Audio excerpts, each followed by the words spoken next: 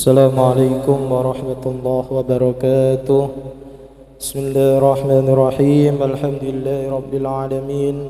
Wassalatu wassalamu ala asrafil anbiya'i wal mursalin Sayyidina wa maulana Muhammadin wa ala alihi wa sahbihi ajma'in, amma ba'd. Hadirat al-kiram, Gus Muhammad Al-Fayyad dari Pondok Pesantren Nurul Jadid, para jajaran takbir Masjid An-Nur, para jamaah semuanya, muslimin muslimat, para santri, alhamdulillahirabbil alamin, kita masih diberikan nikmat sehat dan umur yang barokah sehingga kita bisa melanjutkan kajian tafsir Al-Qur'an, tafsir Jalalain dan tafsir As-Sabuni. Mudah-mudahan kehadiran kita di sini majelis bisa menambah ilmu kita, bisa menambah keberkahan hidup kita, lebih-lebih bisa menjadi bekal kelak kita kembali kepada Allah Subhanahu wa taala. Amin ya rabbal alamin. Mari kita buka dengan bacaan Ummul Quran suratul Fatihah. Ala hadhihi wa ala kulli niyatin salihah. Sayyidina Rasulullah sallallahu alaihi wasallam wa ala alihi wa azwajihi wa dhurriyyatihi wa جميع الملائكة المكرمين الأنبياء والمرسلين والأولياء والشهداء والصالحين وجميع المشايخ وعلمنا جميعا صباح الجميع قنبلنا المسلمين والمسلمات وجميع المعششين وجد النور شيء لله لهم الفاتحة. أعوذ بالله من الشيطان الرجيم. بسم الله الرحمن الرحيم. الحمد لله رب العالمين الرحمن الرحيم مالك يوم الدين. إياك نعبد وإياك نستعين. اهدنا الصراط المستقيم صراط الذين أنعمت عليهم غير المغضوب عليهم ولا الضالين. رب اغفر لي ولوالدي وللمؤمنين آمين.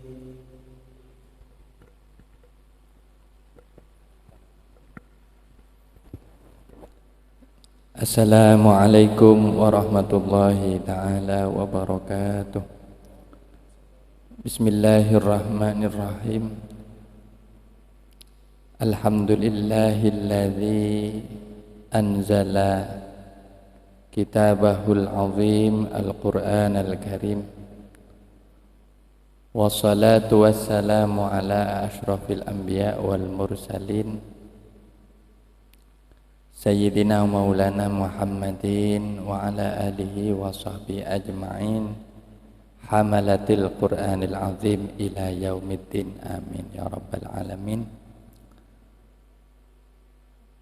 Rabbi shrah li sadri wa yassir li amri wahlul 'uqdatam min lisani yafqahu qawli.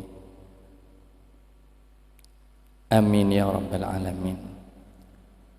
Hadirin hadirat jamaah majelis kajian Al-Quran, kajian tafsir Al-Quran setiap malam Selasa yang dirahmati Allah Subhanahu wa ta'ala.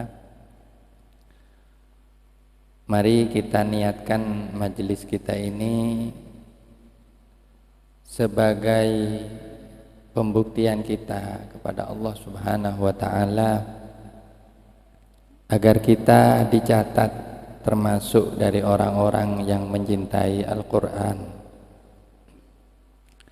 yang suka dan gemar membaca Al-Quran dan mempelajari Al-Quran, serta berharap barokah, pahala dan petunjuk dari Al-Quran.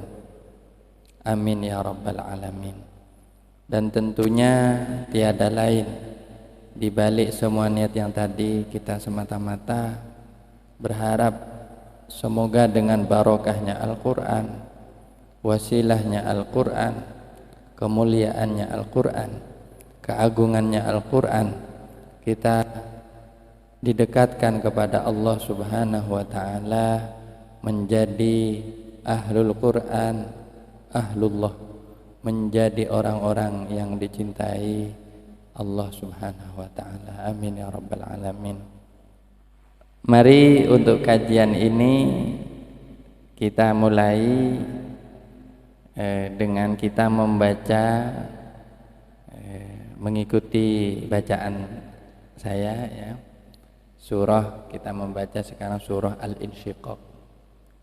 Al-Insyiqaq.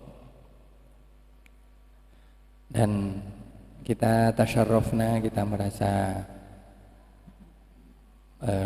penuh kehormatan dihadiri oleh sahabat kita Al-Ustaz Hazmi ya, Hazm dengan Ustaz Siddiq ya, yang tadi telah menemani kita. Dan kita akan mengikuti, saya minta jenengan baca sampai ayat 8.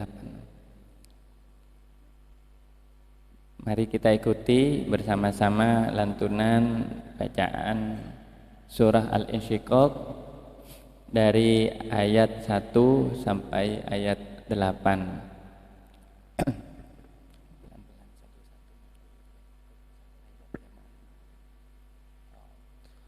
A'udzu billahi minasy syaithanir rajim.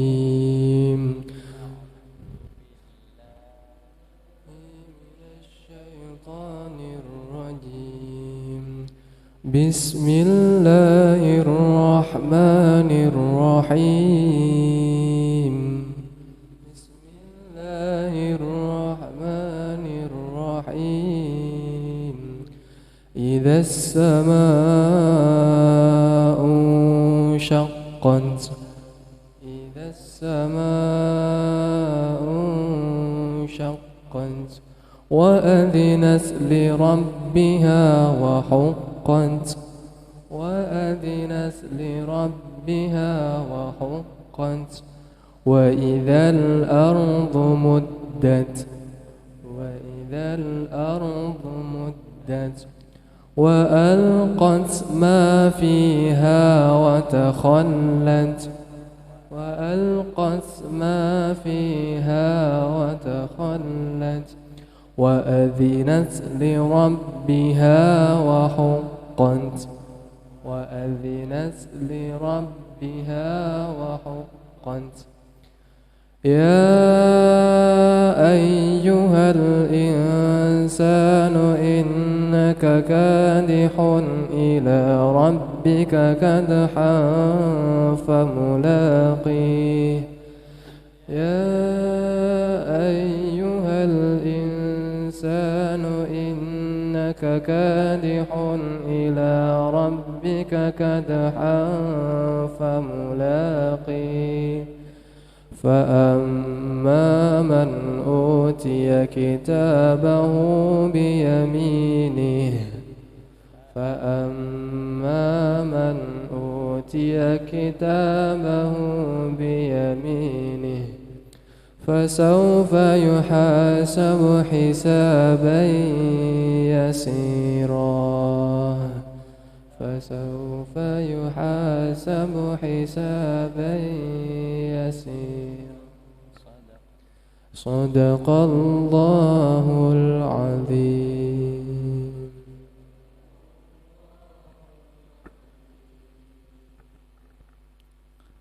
Bismillahirrahmanirrahim. Idzas samaa'u syaqqat. Jika as-samaa'u adapun langit insyaqqat.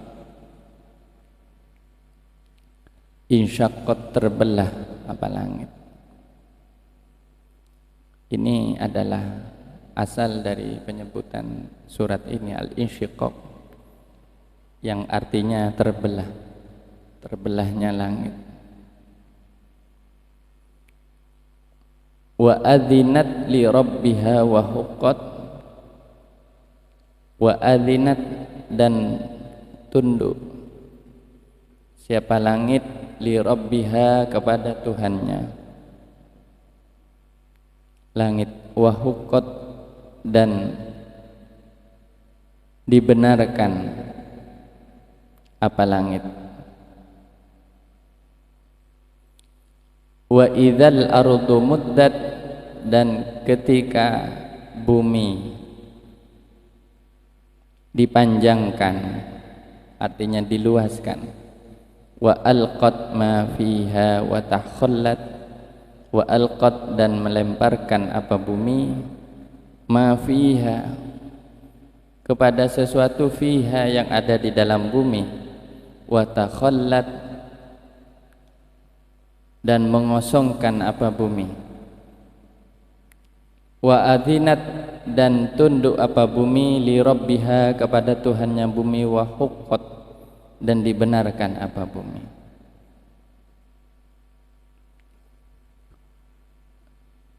Lima ayat ini yang mengawali surah Al-Insyiqaq merupakan ayat-ayat yang menerangkan tentang keadaan hari kiamat. Suatu peringatan bagi kita untuk selalu mengingat kebesaran dan kehebatan terjadinya hari kiamat itu sendiri. Kata kiamat itu artinya adalah kebangkitan, sehingga juga disebut juga dengan yaumul ba'ats, hari kebangkitan, dan sekian sebutan yang lain. Antara lain adalah juga as-sa'ah atau waktu, juga disebut sebagai waktu. Di dalam Al-Quran disebut juga sebagai al-haqqah, dan banyak lagi sebutan hari kiamat yang lain. Ini menggambarkan pentingnya kita sebagai pembaca Al-Quran memahami dan merasakan keagungan dan kebesaran serta kehebatan hari kiamat itu sendiri.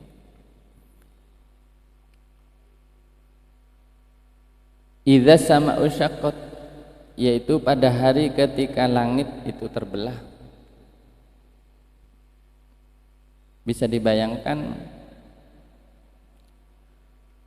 langit yang disebutkan atau kita ketahui itu paling rapat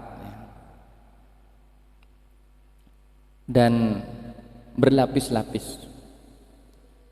Bisa dibilang langit ini adalah makhluk Allah yang paling luas di alam semesta ini, dan bisa dibilang paling kuat.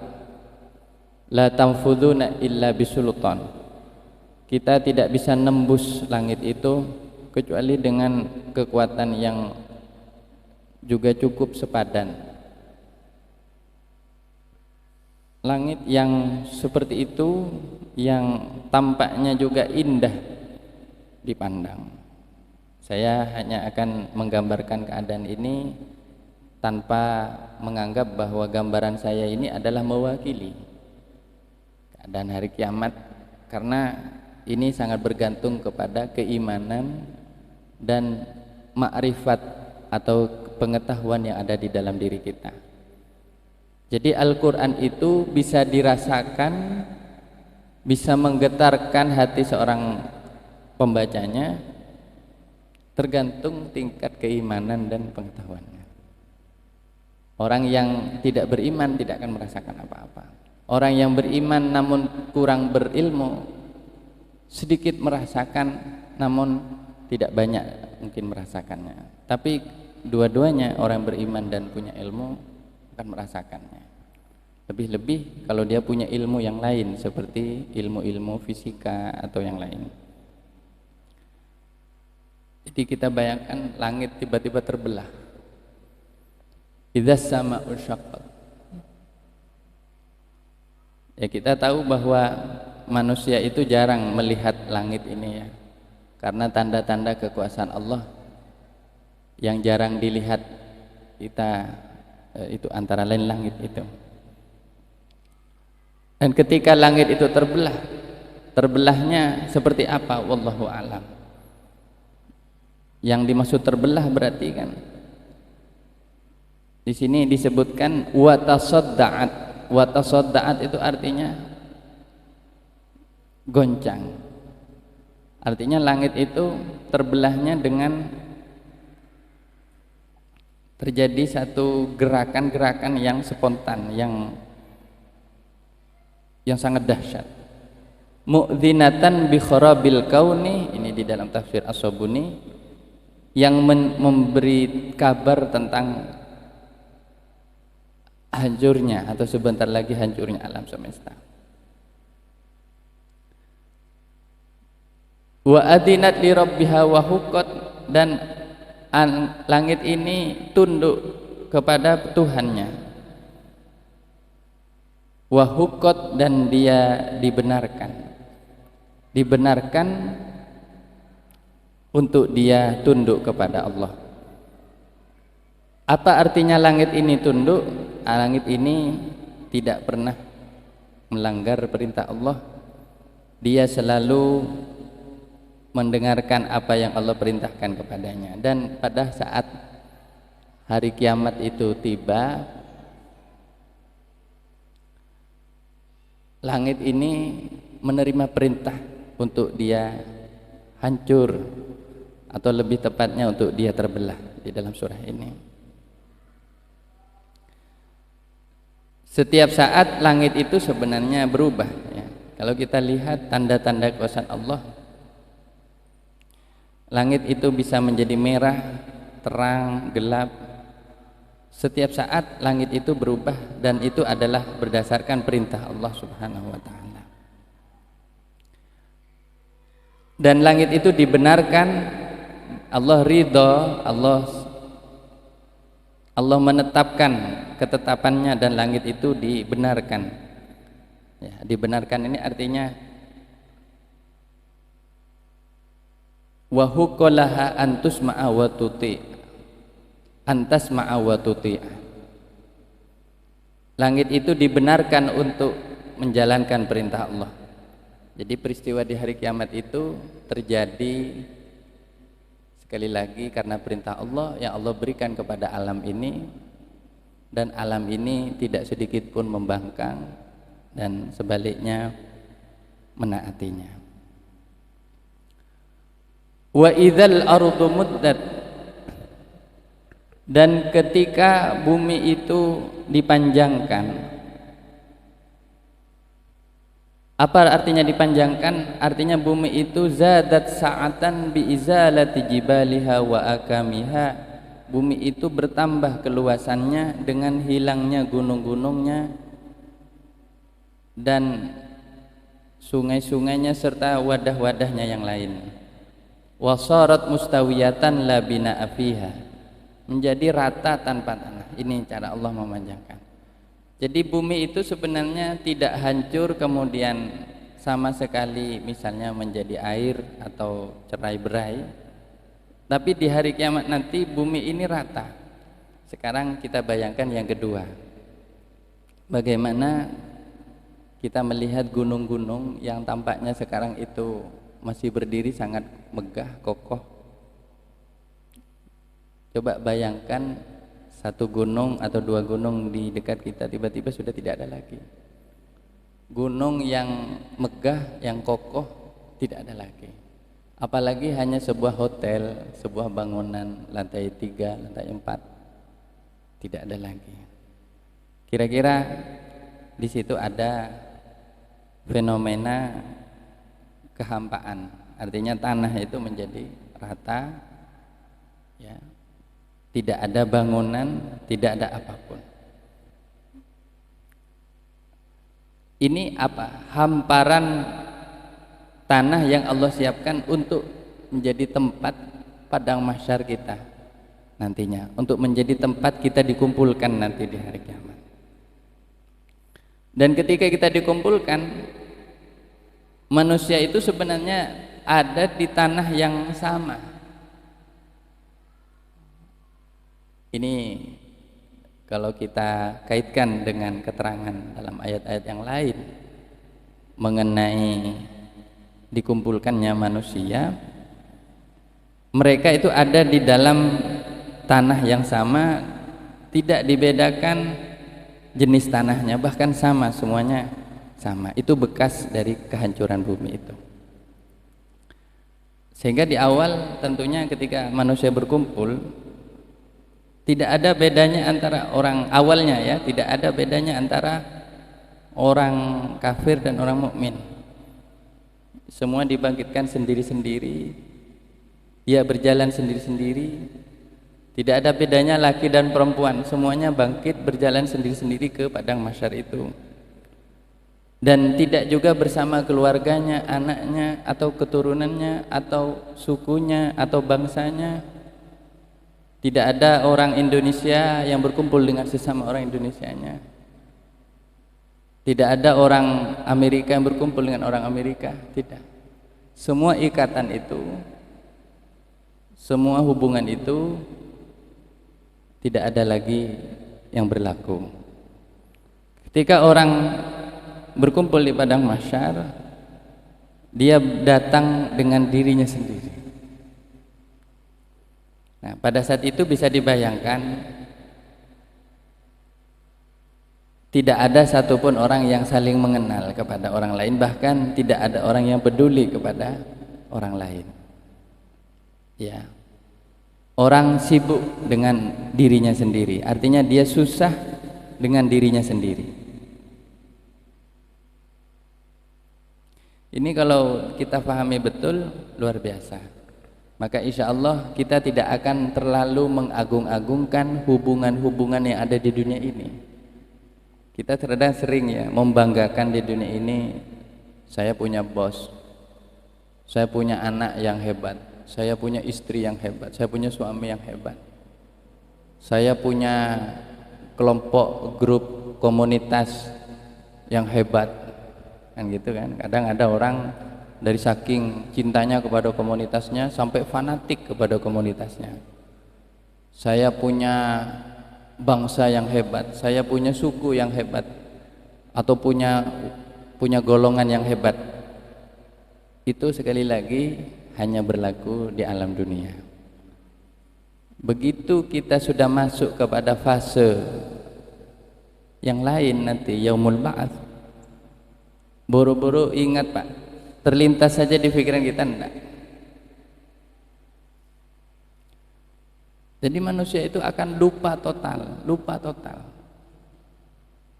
Nah, pada saat itulah ini coba kita kembalikan lagi ke masa kini. Jadi ini cara Al-Qur'an membawa kita ke masa depan, sekaligus dari masa depan balik lagi ke masa kini. Ini cara Al-Qur'an supaya kita bisa menghayati pesan Al-Qur'an. Ketika ditampakkan seperti itu, dibalikkan lagi ke masa kini, maka satu cuman pesannya. Setidaknya kita satu bisa memahami bahwa kita janganlah berlebihan di dalam mengagungkan dan mencintai hubungan-hubungan itu. Karena belum tentu hal-hal seperti itu membawa keselamatan bagi kita kelak. Nah, jadi orang nanti tidak akan dikumpulkan dengan sesama kelompoknya pada saat pertama kali dipanggil atau dibangkitkan. Jadi dia akan datang sendiri-sendiri. Nah, ini pada awalnya. Wa alqat fi ma fiha wa takhallat, dan bumi itu melontarkan semua yang ada di dalamnya, termasuk orang-orang mati, kuburan, semua tumpah. Semuanya ditumpahkan keluar seperti kama talqa al-hamil, seperti orang yang hamil mengeluarkan isi perutnya. Nah, jadi nanti tidak ada yang tersimpan di dalam perut bumi, semuanya dikeluarkan, termasuk mayat-mayat orang mati, semuanya dikeluarkan. Bumi seakan-akan ingin membebaskan diri dari semua tanggungannya selama ini. Jadi kalau tahu bagaimana penderitaannya bumi, luar biasa Pak. Bumi itu makhluk yang oleh Allah diciptakan paling sabar. Bayangkan apa-apa kita tanam di bumi, masjid, bangunan, hotel, semua rumah ditanam di bumi. Bumi tidak mengeluh. Kuburan ya, semua jasad manusia semua ditanam di bumi. Tapi tunggu dulu, Bumi itu punya waktunya nanti. Pada saatnya bumi itu akan mengatakan, saya sekarang bebas. Semua sudah saya lepas. Tidak ada lagi tanggungan. Ini artinya apa? Nanti di hari kiamat tidak ada orang lagi yang punya tanggungan, Pak. Semua akan diperlihatkan, yang tersembunyi akan diperlihatkan, yang ada di dalam akan dikeluarkan, dan kita bayangkan bagaimana itu terjadi, subhanallah. Wa adinat li rabbiha wa huqqat, dan bumi itu tunduk kepada Tuhannya dan dibenarkan. Ya ayyuhal insanu innaka kadihun ila rabbika kadhan famulaqih. Artinya, wahai manusia. Kalau disebut al-insan, maka ini mencakup siapapun, baik yaitu anak Adam, baik dia itu muslim atau tidak muslim, baik itu kafir atau mukmin. Ya ayyuhal insan, wahai manusia. Artinya wahai putra Adam. Innaka kadihun ila rabbika kadhan. Sesungguhnya kadihun, sesungguhnya engkau ini kadih. Apa itu kadih? Sesungguhnya engkau telah berusaha keras. Engkau telah sungguh-sungguh melakukan perbuatanmu. Di sini saya baca tafsirnya ya, biar tidak kemana-mana ya. Artinya, anta yabna Adam jahidun wa mujiddun bi a'malika allati aqibatuha al-maut. Waz-zamanu yatiru wa anta fi kulli lahzatin taqta'u syautan min umurikal qasir fa ka'annaka sa'irun musri'un ilal maut thumma tulaqi rabbaka fa yukafi'aka ala amalika. Artinya, wahai engkau putra Adam, engkau telah bersungguh-sungguh, engkau telah bekerja, engkau telah berusaha keras, engkau telah meluangkan seluruh tenagamu dengan perbuatanmu yang ujungnya itu adalah kematian.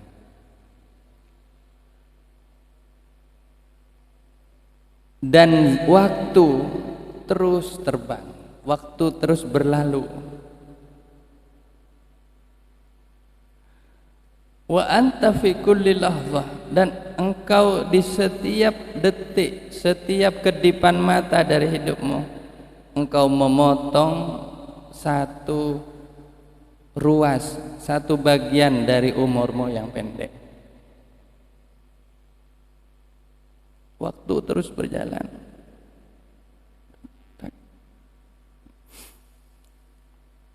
5 menit yang lalu tidak sama dengan sekarang, Pak. 10 menit yang lalu telah berlalu, 15 menit yang lalu telah berlalu. Waktu terus berjalan. Maka seakan-akan faka'annaka sa'irun, maka seakan engkau berjalan musri'un ilal maut, engkau bergegas menuju kematian.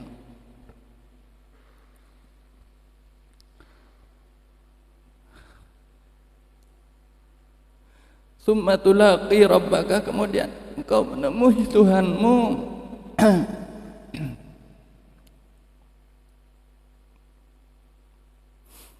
Bukan di ujung usiamu itu, di ujung waktumu itu.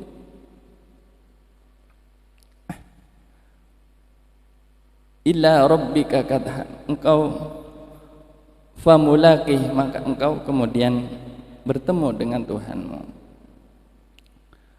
Fayukafi'aka ala amalika, maka Tuhanmu membalas kepadamu atas perbuatanmu.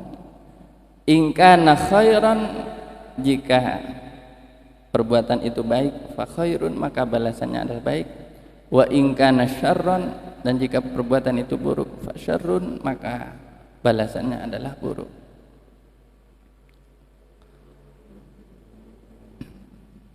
Perjalanan hidup kita seakan-akan digambarkan secara ringkas di dalam ayat 6 ini surat Al-Insyiqaq. Pertama, bahwa manusia ini makhluk yang sebenarnya memiliki umur yang telah ditentukan oleh Allah. Panjang atau pendek, semuanya tetap pendek, Pak.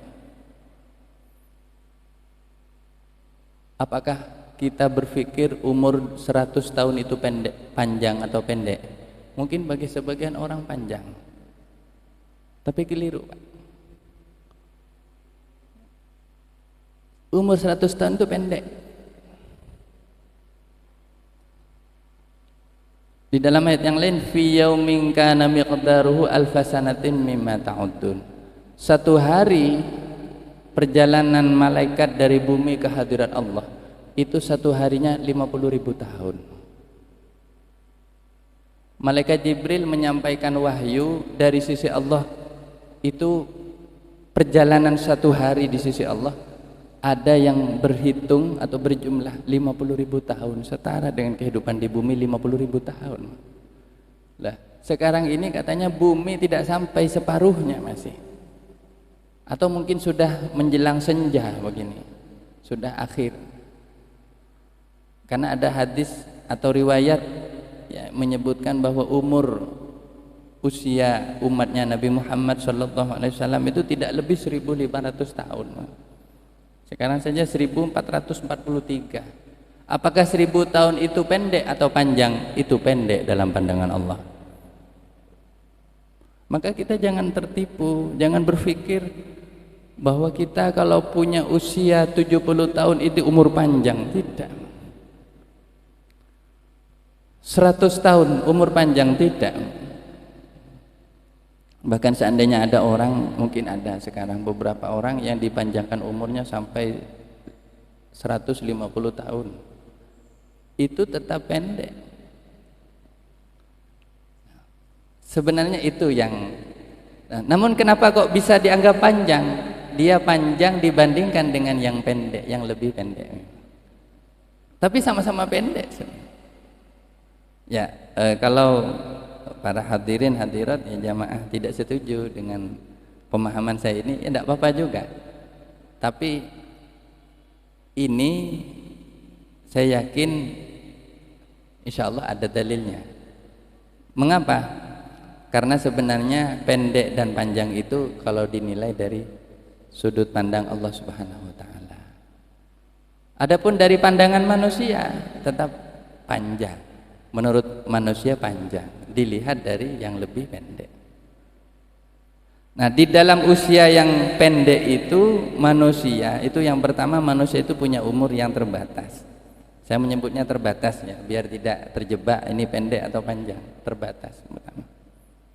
Kemudian yang kedua, manusia ini telah melakukan banyak hal perbuatan di dalam hidupnya. Kita sebagai anak Adam, putra Adam, selalu berusaha keras dengan perbuatan kita.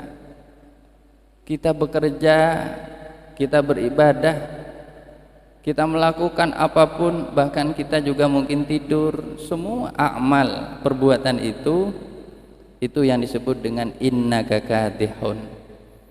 Engkau telah sungguh-sungguh melakukan semuanya. Ada yang mungkin oleh Allah ya diberi kesempatan melakukan perbuatan itu dalam usia di atas 30 tahun atau 40 tahun, dianggap usia emas. Life begins at 40 katanya. Hidup itu mulai dari umur 40. Ada yang umur 40 melakukan sesuatu yang tampaknya sangat hebat ya, atau umur 50 atau masa kejayaannya di umur 50 atau 60 misalnya. Dia melakukan itu, dia membanggakan itu.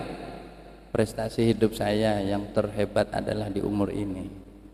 Dia melihat ke belakang, saya sudah melakukan banyak hal. dan sudah banyak buah-buah atau hasil kesuksesan yang saya peroleh. Saya telah bekerja keras, mengumpulkan uang, mengumpulkan nafkah untuk keluarga saya, telah menyekolahkan anak saya. Semua sudah dihitung. Innaka kadih. Kita bekerja keras, Pak, bekerja keras semua itu. Nah, ini sekarang salah satu sifat manusia. Atau kita sedang masih proses di dalam pekerjaan itu. Ini artinya disebut di dalam Al-Quran, sesungguhnya engkau sungguh telah bekerja. Berarti pengakuan dari Allah bahwa manusia itu sebenarnya giat. Jadi manusia itu giat, manusia itu suka melakukan apapun. Nah, terlepas apapun itu buruk atau baik, dia mengumpulkan rezeki, mengumpulkan nafkah, dia mengumpulkan prestasi, dia mengumpulkan ilmu dan seterusnya, berbagai macam aktivitas manusia. Tapi soal itu bukan itu yang menjadi utama bagi Allah. Ada satu kalimat di dalam ayat ini, ila rabbika kadham famulaqih, semua amalmu itu enggak akan kembali lagi ke dirimu. Maksudnya ujung dari amal itu tetap akhirnya harus diserahkan, dinilai dan siap untuk dinilai di hadapan Allah Subhanahu wa taala. Famulaqih, maka engkau wahai manusia kelak akan bertemu dengan Tuhanmu. Ini artinya apapun pekerjaan kita di dunia dan kesibukan kita di dunia, apapun kebanggaan kita di dunia, apapun status sosial yang diperoleh kita di dunia, dianggap sukses atau dianggap gagal oleh sesama dari kita, apapun kesusahan, kelelahan, kecapean, aktivitas, kegembiraan, bahkan semua kesenangan kita di dunia, itu semua oleh Allah dicatat dan oleh Allah itu disaksikan, dan itu semua oleh Allah dihargai sesuai dengan tingkatan usaha yang dikeluarkan, sesuai dengan apa yang telah dikeluarkan, dijerih payahkan. Namun ujung dari semua itu famulaqih, kita akan bertemu dengan Tuhan kita. Semua itu pada akhirnya ujung dari umur kita adalah kita akan bertemu kepada Allah Subhanahu wa taala. Pada akhirnya apa? Maka Allah Subhanahu wa taala yang akan membalasnya. Nah, disinilah Pak, disinilah hadirin hadirat sekalian, Bapak Ibu, para hadirin hadirat yang saya hormati dan dimuliakan Allah Subhanahu wa taala dan dirahmati Allah, amin ya rabbal alamin. Balasan itu ya, setelah semuanya kita sadari bahwa semua ini pada akhirnya berujung kepada Allah, maka sekarang Allah lah yang memberi balasan, Allah yang akan menunjukkan catatan amal kita, dan Allah yang akan melakukan hisab atau penghitungan atas amal kita. Fa amma man utiya kitabahu biyaminih, maka adapun orang yang diberi kitabnya, artinya catatan amalnya, biyaminihi, dengan tangan kanannya. Nanti ini tidak bisa memilih, Pak, karena catatan amal itu akan ada di sebelah kanan kita bagi yang ahlul yamin. Ahlul yamin itu artinya orang yang ditakdir oleh Allah termasuk dari golongan-golongan yang akan menerima dengan tangan kanan. Kenapa kok tangan kanan? Karena tangan kanan itu simbol keberuntungan nanti di akhirat. Jadi orang sedekah dengan tangan kanan, Pak. Kalau orang sedekah dengan tangan kiri, itu berarti orang kurang ajar itu. Kenapa? Nih, saya kasih kamu begini. Ini bukan sedekah, menghina namanya, Pak. Orang wudu dimulai dari tangan kanan, disunnahkan dari mulai tangan kanan, atau orang mandi bahkan dari bagian paling kanan. Orang baca Al-Qur'an, ngambil Al-Qur'an dengan tangan kanannya. Banyak ibadah-ibadah di dunia ini yang dimulai dari tangan kanan, sehingga tangan kanan ini memang lebih didahulukan daripada tangan kiri. Ya, Rasulullah Shallallahu Alaihi Wasallam sangat menyukai yang disebut dengan tayamun, artinya mendahulukan tangan kanan dari tangan kiri. Jadi beda. Dan nanti orang yang sering melakukan amal soleh dengan tangan kanannya ini, entah membantu orang dengan tangan kanannya ini atau beribadah, ya, maka insya Allah dia akan masuk dalam golongan orang-orang yang menerima amalnya dengan tangan kanan. Nah, kitab itu akan diberikan dengan tangan kanan. Nah, disinilah terjadi hisab. Fasaufa yuhasabu hisaban yasira. Berarti hisab itu terjadi setelah diberikannya kitab. Kita tidak tahu seperti apa kitabnya, tapi lembaran-lembaran itu ada. Karena ada namanya kitab, ada namanya malaikat kiraman katibin yang mencatat setiap lembaran-lembaran amal itu. Barulah dihisab. Nah, proses hisab ini digambarkan oleh para ulama ya di dalam kitab-kitab. Itu adalah manusia melihat catatan amalnya dan disitulah dia itu tersedih atau gembira. Kemudian nanti ada cek, ada cek dan cross check. Apa benar hari Senin malam Selasa tanggal sekian Juli kamu itu ada di Masjid An-Nur? Apa benar kamu sholat maghrib di sana? Kakinya bilang, alhamdulillah ya Allah, saya sholat di masjid itu pada hari itu. Ya, tangannya bilang, alhamdulillah ya Allah, saya wudu pada hari itu. Telinganya dan seterusnya, kecuali lidahnya yang tidak bisa menjawab. Karena lidah itu bisa berbohong. Oleh Allah makanya ditutup di hari kiamat. Sekarang bukan waktunya kamu bicara. Di dunia kamu sudah banyak bicara, kamu sudah bikin banyak kerusakan di dunia ini dengan lidahmu gitu. Sekarang ditutup gitu. Kamu terlalu banyak omong di dunia, sekarang ditutup. Sekarang yang ngomong gantian tangan kaki. Sebagai contoh, tangan dan kaki ini yang sering lalai ketika kita melakukan sesuatu, lalai gitu. Kita lalai bahwa sebenarnya ada saksi diam, saksi bisu, ada kamera tersembunyi, Pak. Kamera tersembunyi itu bukan kamera-kamera yang beli itu ya, harganya sekian juta, itu bukan. Kamera tersembunyi itu adalah tangan dan kaki kita sendiri ini. Subhanallah. Coba kita pahami ini supaya tambah beriman dan hasilnya kita itu bertakwa kepada Allah. Seandainya orang sadar betapa dia sedang dimata-matai oleh tangan dan kakinya sendiri, maka tangan dan kakinya sendiri ini akan menjadi saksi yang menguntungkan baginya. Tapi kalau dia tidak sadar, dia justru akan dikomplain oleh tangan dan kaki sendiri. Ya Allah, iya, saya menyaksikan sendiri orang ini berjalan untuk durhaka pada orang tuanya, Pak. Orang tuanya didatengin, dipukul misalnya. Nauzubillah min dzalik. Saya menyaksikan ya Allah, tangan ini saya dipakai padahal saya tidak bersalah ya Allah. Tangan saya ini dipakai untuk korupsi misalnya, untuk ngambil yang bukan hak saya.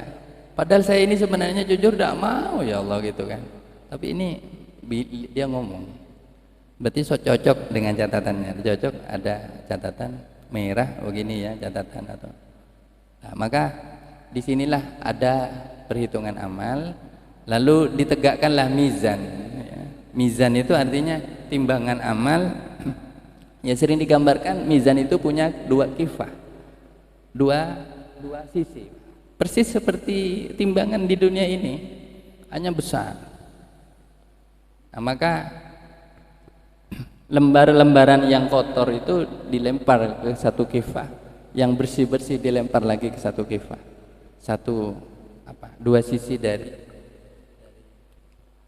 timbangan ini. Kemudian di timbangan inilah akan terlihat mana yang lebih berat. Dan pada saat itu manusia menyaksikan sendiri proses itu. Dia menyaksikan keadilan Allah, dia menyaksikan keputusan Allah.